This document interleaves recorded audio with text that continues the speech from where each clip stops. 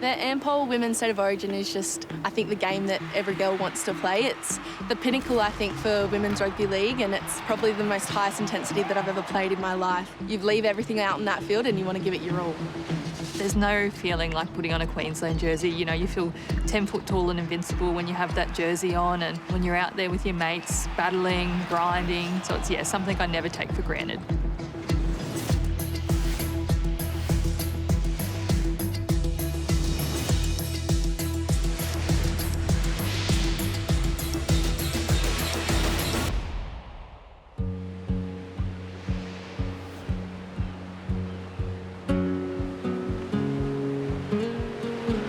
My journey to rugby league started when I was a little girl. I was probably about 5 years old, and it was a massive thing for my family. It was just everything we did on the weekends. So I think it was born in me, it was in my blood. So yeah, it was just something I loved to do.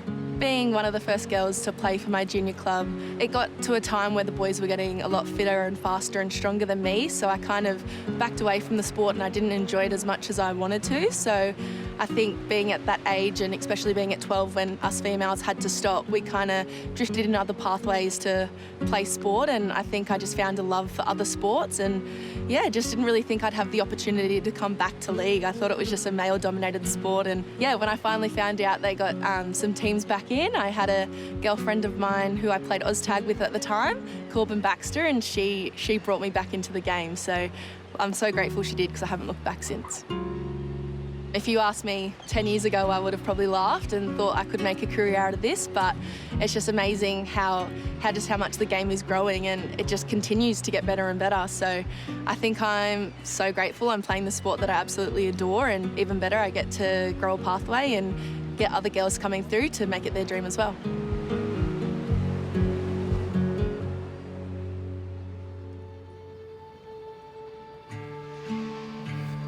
The journey to rugby league started for me as kind of a kid in the street who just loved throwing the footy around with my mates. Grew up in Logan, so real big rugby league community, but unfortunately I had to stop playing footy or running around with the boys when I turned 12, so had to wait a little bit longer for my rugby league dream to come true. Oh, it's a massive privilege to represent the Broncos and Queensland. I think just because it was so unrealistic when I was growing up. You know, we didn't have women's athletes playing for the Broncos or for Queensland at that time, and it wasn't as publicised or recognised as it is now. So yeah, massive honour. I absolutely love playing for the Broncos. We've got such a great team culture. We work really, really hard. I think that's something that's probably not really well known, but we work so hard every single session. You know, we're there for 4.5, 5 hours every afternoon. We play hard as a team. So, you know, to have a great regular season was awesome. It was really rewarding, but unfortunately to go down in the finals, we didn't achieve what we'd set out to do. You know, we started really strongly in that semi-final against the Roosters, up 16-0, some quick tries, some really good team tries as well. And then just from there, we just stopped. We kind of fell off a cliff. Nothing was working. Maybe there was a little bit of fatigue or just concentration. I'm not too sure what it was, but no lack of trying, that's for sure. Like, our team was still trying so hard, and the Roosters played really, really well and deserved the win. That is a great run. Yeah, it was kind of a moment for us that we thought, not again. I think Broncos are that team that are at the pinnacle of the women's game, and they're that team to beat. But yeah, it was really a do or die. We needed to win to make that grand final. So I remember them scoring that third try, and we kind of got in that huddle, and it was just like, all right, enough talk, it's more action, and that's what it was. So we all knew what we wanted to do, and I think it was a lot of that self-belief that we weren't playing the style of footy that we wanted to play. So yeah, I think that really pushed us, and yeah, got try after try, and ended up bouncing back and got away with the win. And it's probably one of the games for me that resilience-wise, it was up there for me. We kind of just kept pushing and pushing, and we all had each other's backs, and we worked for that whole 70-minute game. So it's up there for me. We're going to have a new name on the trophy next week. Brisbane are out. When that final whistle went off, we were just gutted. I think it was just a state of shock amongst our team, and obviously just gutted with the result. I think we could definitely hold our heads high. We had a great last 3 years, but unfortunately the last 40 minutes of that game just, you know, we were outplayed and out-enthused, and a tough one to swallow, but there's always next one.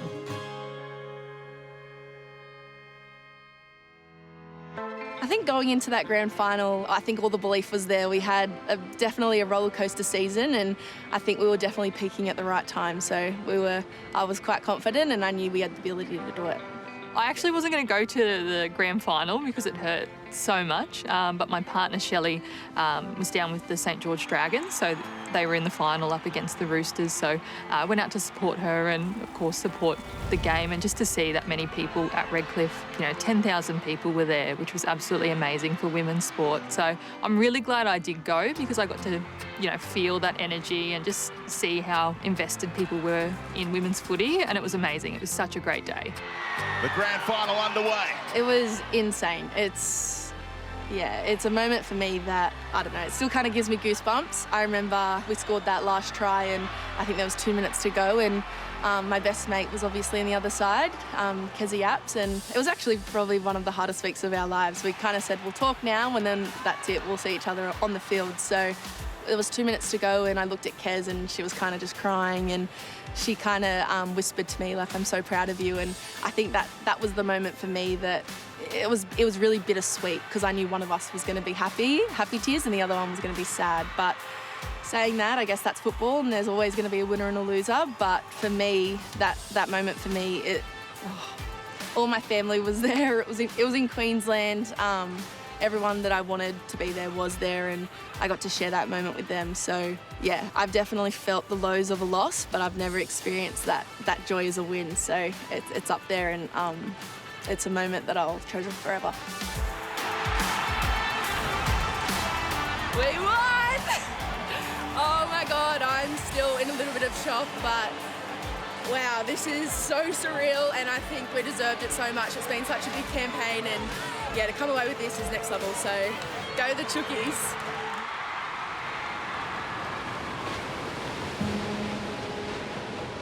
I definitely think it does give us a bit of confidence going into the Ampol Women's State of Origin. I think knowing that we can really turn it around and we can come away with a win, but I think more importantly that it was 2 Sydney teams in that grand final up in Queensland. So surely, fingers crossed, that if we can have 2 Sydney teams in that grand final, that if we can merge and put us together, we can hopefully dominate the Queenslanders. Yeah, Origin's definitely a chance for redemption. Following that loss, I was a bit of a mess for like 2 weeks. I kind of didn't talk to anyone. We're just such competitive people that it hit us really hard. But then the Origin squad did get announced. So, in the back of your mind, you're like, oh, okay, there is a next game. I don't have to wait 12 months to get back on the field and play competitive footy. So all our attention now is definitely on State of Origin.